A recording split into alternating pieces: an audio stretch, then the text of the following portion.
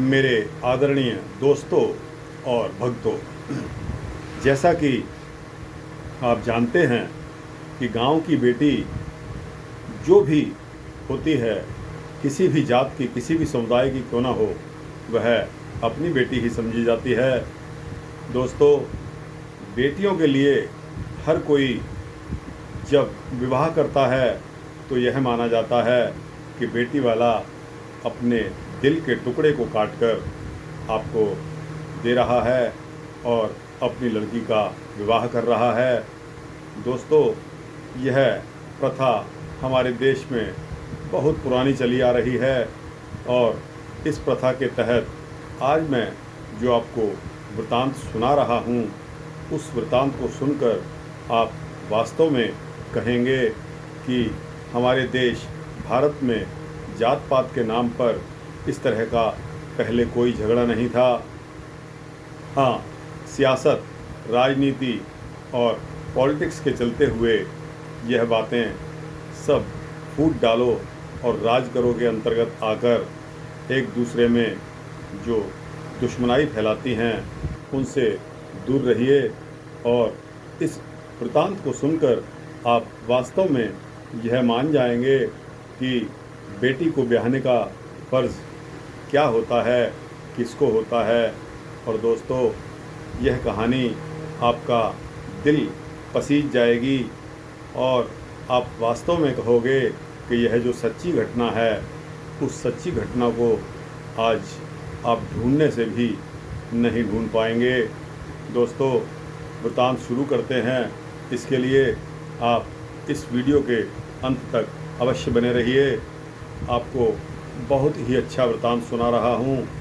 एक बार की बात है, हापुड़ में सुप्रसिद्ध कांग्रेसी नेता और उत्तर प्रदेश विधान परिषद यानी कि यूपी लेजिस्लेटिव काउंसिल के भूतपूर्व सदस्य माननीय श्री लक्ष्मी नारायण जी बीए के सभापतित्व में एक विराट सभा का आयोजन हुआ, जिसमें भाषण हुआ। सुप्रसिद्ध आर्य समाजी नेता संसद सदस्य श्री प्रकाश वीर शास्त्री जी का, जिसमें उन्होंने एक अंत्यज अग्रज प्रेम की महान आश्चर्यजनक सत्य घटना सुनाई, जिसे सुनकर सभी बड़े आश्चर्यचकित रह गए। जो सज्जन यह कहते हैं कि सनातन धर्मी ब्राह्मण, क्षत्रिय, वैश्यों ने हरिजनों पर घोर अत्याचार किए हैं, इस भारत विख्यात आर्य समाजी नेता के मुख से यह सत्य घटना सुनकर क्या अब भी आप वैसी ही बात करेंगे? माननीय श्री प्रकाश वीर शास्त्री ने अपने भाषण में बताया, समझ में नहीं आता कि जब हजारों लाखों वर्षों से हम सभी हिंदू आपस में बड़े प्रेम से रहते चले आए हैं और एक दूसरे को ताऊ, चाचा, दादा, दादी, बाबा इत्यादि कहते चले आए हैं, तो आपस में किसी प्रकार का भी हम में लड़ाई झगड़ा नहीं रहा है। तो आज हम जो आपस में इस प्रकार व्यर्थ के लड़ाई झगड़े कर रहे हैं और अपने को एक दूसरे से पृथक मान रहे हैं तथा एक दूसरे पर आरोप प्रत्यारोप और आघात कर रहे हैं, आखिर इससे क्या लाभ होने वाला है? हम ब्राह्मण से लेकर हरिजन तक सभी एक जैसे थे, परस्पर कैसे प्रेम से रहते थे, इस संबंध में यह सत्य घटना आपको बता रहा हूँ कि हापुड़ के पास खरखोदा नामक एक ग्राम है। एक समय था कि इस खरखोदा ग्राम की बड़ी प्रतिष्ठा थी और उस समय त्यागी बिरादरी के वहाँ के जमींदार अपना प्रमुख स्थान रखते थे। उन दिनों ऐसी प्रथा थी कि गांव के प्रमुख चौधरी जो होते थे, वे अपने सभी आसपास के गांवों की मालगुजारी इकट्ठी करके उसे दिल्ली सल्तनत के सरकारी खजाने में पहुंचा दिया करते थे। एक बार की बात है कि खरखोदा के त्यागी ब्राह्मणों ने, जो उस समय के प्रमुख चौधरी तथा माने हुए जमींदार थे, अपने आसपास के गांवों की मालगुजारी इकट्ठी की और उस मालगुजारी के रुपए पैसों को लेकर सल्तनत के खजाने में पहुंचाने के लिए वे दिल्ली की तरफ रवाना हुए। उस समय आज की भांति मोटर, कार, बस, रेल इत्यादि नहीं थी। प्रायः बैलगाड़ियों से ही लोग काम चलाते थे। उन जमींदार चौधरियों ने अपने साथ खजाने की रक्षा की दृष्टि से 4-5 बैलगाड़ियाँ और कुछ बंदूकें ली तथा दिल्ली की तरफ चल दिए। जब वे लोग अपनी बैलगाड़ियों को लेकर शहादरा के पास पहुँचे तब उन्होंने वहाँ पर सड़क के पास वृक्षों के नीचे अपनी गाड़ियों को रोक दिया और सोचा कि कुछ देर विश्राम करके तब आगे चलेंगे। देवयोग से उस समय वहीं पर सड़क के पास हरिजनों के कुछ बच्चे खेल रहे थे। खरखोदा गांव से उनके यहाँ कुछ भातई लोग भात लेकर गाड़ी में आने वाले थे। वे उसकी प्रतीक्षा में थे। उन बालकों ने जब इन गाड़ी वालों को देखा और इनसे यह मालूम किया कि ये गाड़ियाँ खरखोदा गांव की ही हैं, तब उन बच्चों ने उनसे और ज़्यादा बात ना करके समझ लिया कि हम जिन गाड़ियों की बहुत देर से बाट देख रहे हैं और तलाश में खड़े हैं, ये वही हैं, वे ही हमारे मामा भातइयों की गाड़ियां हैं। इसलिए बड़े प्रसन्न हुए और दौड़े हुए अपने घर पर जाकर सबको बताया कि शहर से बाहर खरखोदा के भातइयों की गाड़ियां आकर खड़ी हो गई हैं। तुम लोग जाकर उन्हें घर पर लिवा लाइए। इस शुभ समाचार को सुनकर हरिजनों के मोहल्ले में प्रसन्नता की लहर दौड़ गई और मामा भतइयों को लिवा लाने की तैयारियां शुरू हो गई। बात यह थी कि शाहदरा में खरखोदा गांव के हरिजन की एक लड़की का ब्याह था और अब उस लड़की की बेटी का विवाह था और उस विवाह में खरखोदा गांव से मामा भातइयों को के भात लेकर आने की उत्सुकता से प्रतीक्षा की जा रही थी। उस समय यह प्रथा थी और अब भी बहुत सी जगहों पर यह प्राचीन प्रथा चली आ रही है कि जब मामा भातई अपनी भांजी के लिए अपने गांव से भात लेकर आते हैं तो वे भातई लोग गांव से बाहर किसी जगह पर जाकर ठहर जाते हैं, एकदम सीधे गांव में प्रवेश नहीं करते।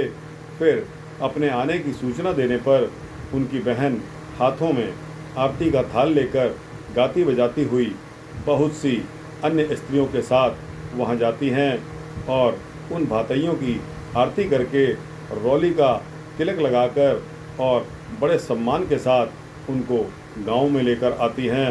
अब जब उन बच्चों ने घर पर जाकर यह बताया कि खरखोदा गांव से मामा भातइयों की गाड़ियां आकर खड़ी हो गई हैं तो उन्होंने उनकी यह बात बिल्कुल सत्य मान ली और सब महिलाएं अपने हाथों में आरती का थाल लेकर बड़े ज़ोर शोर से गाती बजाती हुई सड़क की ओर भातइयों के स्वागतार्थ और उन्हें अपने घर पर ले आने के लिए चल दी। जब उन जमींदार चौधरियों ने सामने से बहुत सी स्त्रियों को इस प्रकार अपने हाथों में थाल लेकर दीपक जलाते हुए और ज़ोर ज़ोर से गाते बजाते हुए देखा तब उन्हें बहुत आश्चर्य हुआ कि हमारे पास इस प्रकार इन स्त्रियों के गाने बजाने के साथ आते हुए इनका क्या प्रयोजन है और यह सब क्या हो रहा है। वे सब स्त्रियां उनके पास आ गई और उन्होंने देखा कि ये गाड़ियां हमारे मामा भातइयों की नहीं हैं, ये तो कोई दूसरे लोग हैं। तब उन्हें बड़ी लज्जा आई, उनकी सारी प्रसन्नता जाती रही और उनके चेहरे पर मायूसी छा गई। चौधरी साहब ने जब महिलाओं से इस प्रकार बड़ी धूमधाम से गाती बजाती हुई आने का कारण पूछा तब उन्होंने चौधरी साहब को बताया कि हम सब गाती बजाती हुई इसलिए आई हैं कि आज हमारी लड़की का विवाह है और यहाँ शाहदरा में खरखोदा गांव के हरिजन की लड़की का विवाह है, इसलिए खरखोदा से आज हमारे भातई भात लेकर आने वाले हैं। हमारे बच्चों ने भूल से आप लोगों को भातई समझकर हमें गलती से यहाँ भेज दिया है। अब हम लौट कर जाती हैं। जब चौधरी साहब ने उन महिलाओं के मुख से इतना सुना कि खरखोदा गांव की हरिजन की लड़की शाहदरा में ब्याई है और खरखोदा से भात आने की प्रतीक्षा कर रही है, तब फिर क्या था, झट से उन्होंने उनसे कहा कि आप ठहरिए, वापस मत लौटिए। और अपने मन में यह विचार किया कि जब यह खरखोदा गांव की बेटी है और हम भी उसी खरखोदा गांव के रहने वाले हैं, तो फिर क्या गांव के रिश्ते से यह हमारी बेटी नहीं हुई? और जब यह भातइयों के भात लाने की प्रतीक्षा में है, तो क्या हम खरखोदा के रहने वाले इसके भाई नहीं हैं? और भात भरना क्या हमारा कर्तव्य या धर्म नहीं कहता? क्या हमारे होते हुए ये इस प्रकार निराश होकर वापस लौटेंगी? यदि आज बिना भात आए विवाह हुआ, तो इसमें क्या हमारे गांव की बदनामी नहीं होगी? इन्होंने आपस में परामर्श किया तो सबने यही कहा कि यह हमारे खरखोदा गांव की बेटी है और यदि भात नहीं भरा गया तो हमारे गांव का नाम बदनाम हो जाएगा। इसलिए अपने गांव की बेटी तो अपनी बेटी मानकर उसका भात भरना हमारा परम कर्तव्य है। यह निश्चय करके उन चौधरी साहब ने उन महिलाओं से कहा कि तुम अब घबराओ नहीं। जब तुम हमें अपना भातई मानकर स्वागत करने आई हो, तो हम तुम्हारा भात अवश्य भरेंगे और तुम्हें खाली हाथों निराश नहीं लौटने देंगे। हम भी खरखोदा गांव के रहने वाले हैं और खरखोदा की बेटी हमारी अपनी बेटी है। हम भातई हैं और हम तुम्हारे साथ भात लेकर चलते हैं। महिलाएं यह सुनकर आश्चर्यचकित रह गई और उनकी प्रसन्नता का ठिकाना नहीं रहा। चौधरी साहब भातई बन गए और बड़ी प्रसन्नता के साथ उनके साथ हो लिए और महिलाएं गाती बजाती उन्हें अपने घर पर लिवा कर ले गई। जिस समय इन चौधरी साहब के हरिजन के यहाँ भातई बनकर भात भरने के लिए आने का समाचार मालूम हुआ, तब सारा गांव एक अद्भुत दृष्टि से उनको देखने के लिए उमड़ पड़ा। भात भी कोई मामूली सी भात नहीं थी, जिसकी कभी स्वप्न में भी कल्पना नहीं की जा सकती। ऐसा वह भात था। चौधरी साहब ने दिल खोलकर गांव की बेटी को अपनी बेटी मानकर जितने भी रुपए वे मालगुजारी के खजाने में दाखिल कराने के लिए लेकर आए थे, वो सब भात में दे डाले। ब्राह्मण हरिजन के इस अद्भुत प्रेम को देखकर, इस प्रकार हजारों रुपए भात में आए देखकर सारे गांव में प्रसन्नता की लहर दौड़ गई और सभी लोग चौधरी साहब की भूरी भूरी प्रशंसा करने लगे। बच्चे बच्चे की ज़बान पर इस भात की चर्चा सुनाई देने लगी। चौधरी साहब भात देकर अपने स्थान पर वापस लौट आए। चौधरी साहब ने अपना सारा रुपया तो भात में दे ही डाला था और अब सल्तनत को रुपया कहाँ से दिया जाए, यह समस्या उनके सामने खड़ी हो गई। आपस में विचार विमर्श करके यह निश्चय किया कि यहाँ से दिल्ली जाकर सरकार से रुपया दाखिल करने के लिए कुछ दिनों की मोहलत ही ले ली जाए और फिर दिल्ली से लौटकर गांव में जाकर और गांव से रुपए लाकर खजाने में दाखिल किए जाएं। चौधरी साहब दिल्ली जा पहुँचे और उन्होंने वहां आकर वज़ीर को अपनी सारी बातें सुना डाली। उसे बताया कि हम मालगुजारी का सब रुपया अपने साथ लाए थे, पर एक हरिजन की लड़की जो हमारे गांव की बेटी थी और गांव के रिश्ते में हमारी भी बेटी ही लगती थी, हमने सारे के सारे रुपए उसके विवाह में भात में दे डाले। इसलिए हमें पुनः गांव जाकर रुपया लाने के लिए और दाखिल करने के लिए कुछ दिनों की मोहलत दी जाए।